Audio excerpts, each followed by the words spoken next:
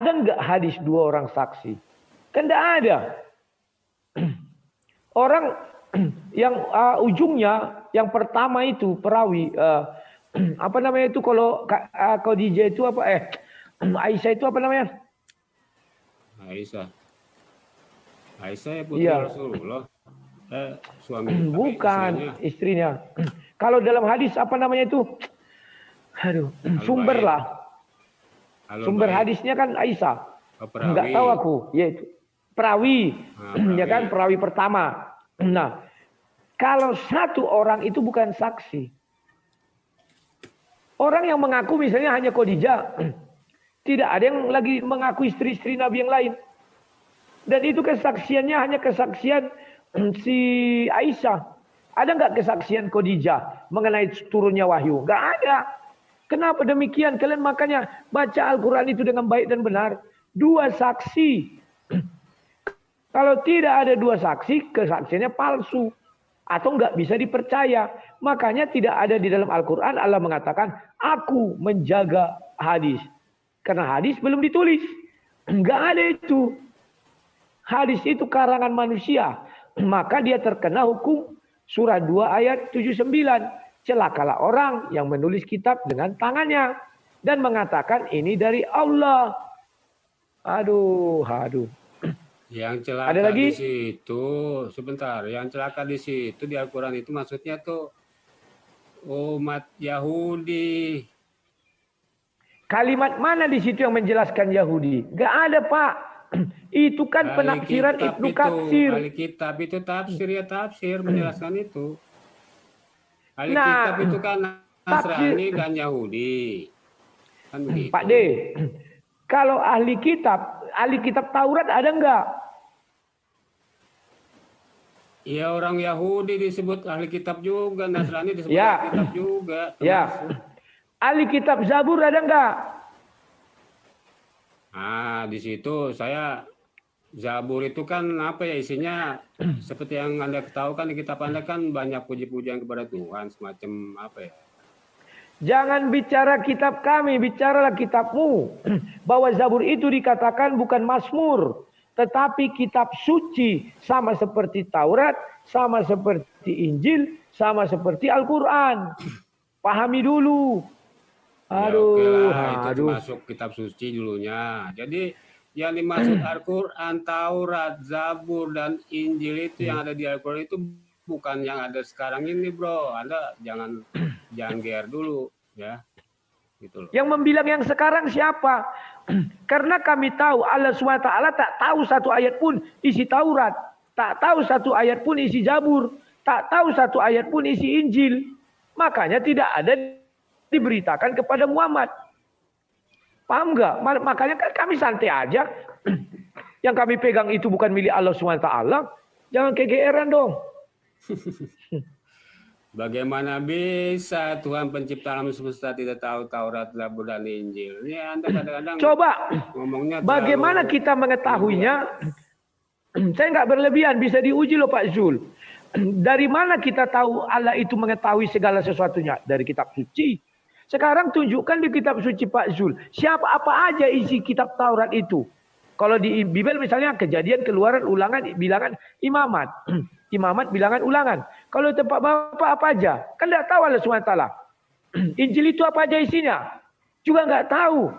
Bukan Injil Matius, Markus, Lukas, Yohanes.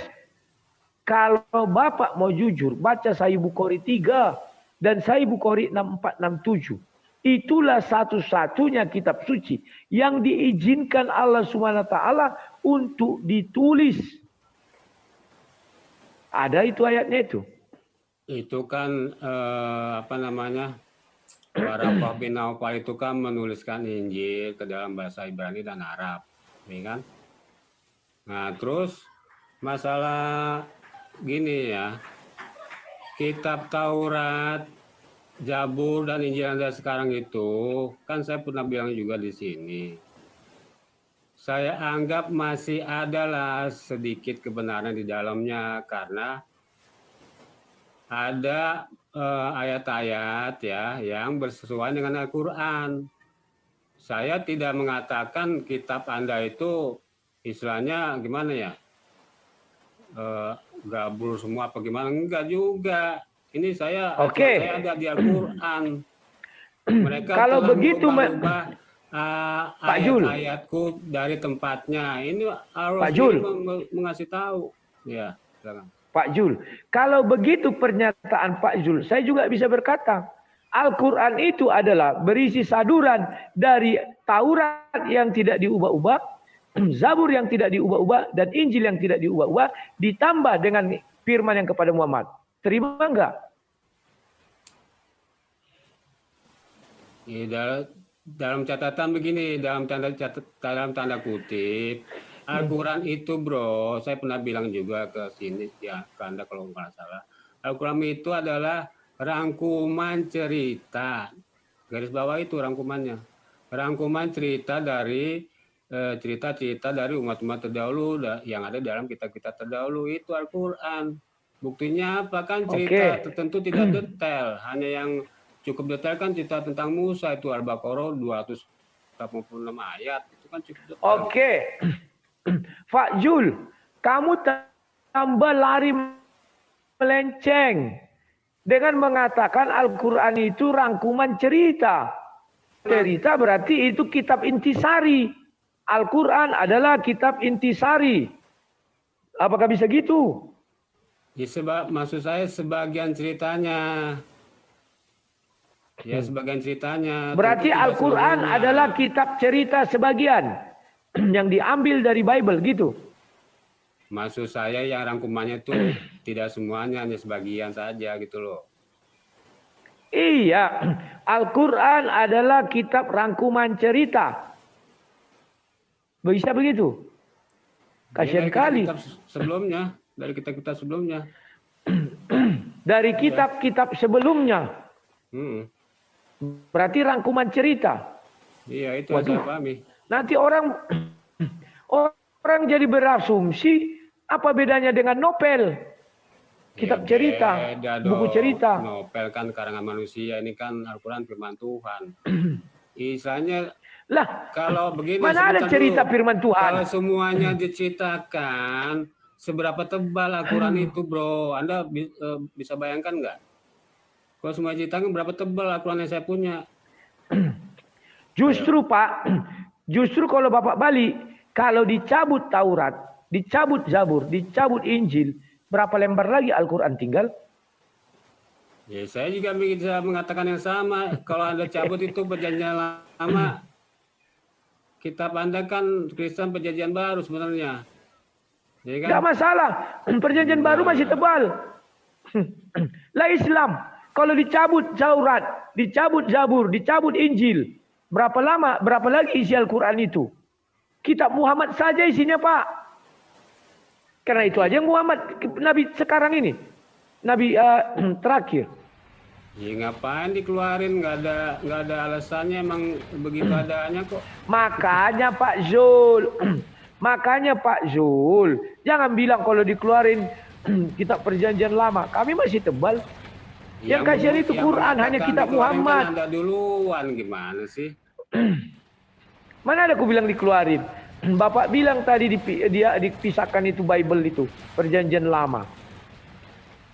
Ya karena Anda duluan yang ngomong begitu bro. Nggak inget apa. Oke, biarin aja. Nah, sekarang Pak Jul. Ya. Tahu nggak Pak Jul apa itu kitab Zabur? Itu diberikan kepada Nabi Daud. Tahu nggak Allah SWT bahwa Daud itu seorang raja? Carikan saya ayatnya dari Al-Quran. Sebagai bukti Allah SWT itu Daud yang di dalam Al-Quran sama dengan Daud yang di dalam kitabnya orang Yahudi atau Kristen itu. Ya sementara ini yang saya tahu Daud itu nabi, begitu juga anaknya itu Sulaiman. Nah, menurut catatan sejarah dunia, Daud itu adalah raja Yahudi, raja besar Yahudi. Mengapa Allah SWT tidak menginformasikan informasi ini kepada Muhammad? Ya nanti saya cek dulu di Al-Quran ya, apakah ada ayat tentang Daud itu raja. Kalau Sulaiman sih saya tahu raja dia, karena dia punya Ya, kerajaan kan dia waktu itu dengan pasukannya berjalan ke kalau nggak salah masuk hutan, dia kan ada itu di sekelompok hadis. semut. Ada itu kan Hadis itu, surat Pak. An-Naml, surat semut itu di Al-Quran ada, bro. Oke, Itu kan Daud cerita- carikan ya, PR Bapak Daud. PR Bapak carikan Daud, Raja Daud. Ya nggak apa-apa, cuma satu kan. Oke Pak Jul, inilah enaknya sama Pak Jul diskusi. Gak apa-apa, cuma satu. Ada lagi Pak Jul? Iya sebenarnya ada satu lagi sih kalau nggak keberatan. Silakan Pak, terakhir ya, ini udah banyak yang ngantri. Ya ini aja membantah perkataan Anda di YouTube Anda kalau nggak salah 2 hari yang lalu ya. Kalau nggak salah Anda berkata begini. Jadi ketika Anda berdiskusi dengan orang Malaysia tuh ingat nggak, Bapak? Banyak. Oh yang kemarin ya. Nah, itu kan kalau nggak salah Anda itu kan apa ya? Kalau nggak salah begini, umat Islam tidak apa dalam hal sholat sujud. Anda kan bicara sujud, tentang sujud. Nah, terus dalam gerakan sholat.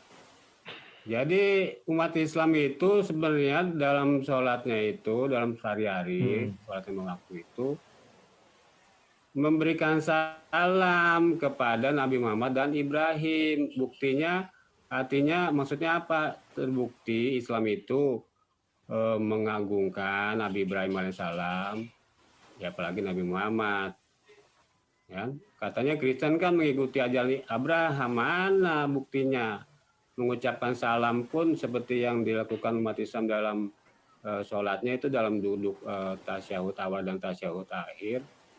Itu kan ada itu bacaannya. Salam ayuhan Nabi wabarakatuh dan seterusnya. Salam kepada Ibrahim. Kalau kami Pak, sebentar gitu. Pak. Ya Pak Zul. Kenapa kami tidak ada berdoa kepada Abraham, kepada Yakub dan lain-lain? Karena mereka sudah meninggoy Pak. Sehingga kami tidak punya hubungan lagi antara orang yang hidup dan yang mati. Kenapa kami berbicara dalam nama Yesus? Karena Yesus masih hidup di sorga. Makanya kami meminta dalam nama Yesus. Kalau Yesus juga meninggoy abadi, ya kami pun tidak mau berdoa sama dia. Itu biar Bapak tahu, itulah kelebihan kami. Udah tengah 8. Tengah 8. Enggak ada kelebihan apa Bud acara? Ya kan di Al-Quran juga dikatakan ada ayatnya, jangan kau kira orang yang mati di jalan Allah itu mati, tetapi mereka itu hidup dan mendapatkan rezeki dari Tuhannya. Nah, berarti para nabi itu sebenarnya hidup. Contohnya berarti mereka sudah dibangkitkan. Kenapa? Berarti para nabi itu sudah dibangkitkan. Iya, bukan masalah dibangkitkan. Ini agak susah juga saya menjelaskannya. Jadi karena kan saya nggak ngomong dibangkitkan. Hidup tuh maksudnya hidup apa dulu, kan gitu. Hidup apa Ibu? Hidup apa? Coba jelaskan Ya, kepada buktinya kami. kan Hidup apa lagi? ada juga beberapa cerita kan dari suka kali Bapak dengan cerita. Muslim yang bertemu Pak dengan Zulkarnain. Nabi Muhammad dalam keadaan terjaga, dalam keadaan sadar kayak gini nih. Itu kan ada cerita Pak juga Zulkarnain. beberapa. Bapak itu suka kali mendengar cerita. Jangan dengar cerita firman Tuhan, dengar. Aduh, cerita-cerita dongeng itu nanti Bapak dengarkan. Ya, habis dengar cerita siapa? Saya dengar cerita orang Islam dong. Masa orang Kristen saya dengar? Orang Islam tidak punya cerita tentang nabi-nabi yang lalu selain Muhammad. Jadi semua ceritanya bohong.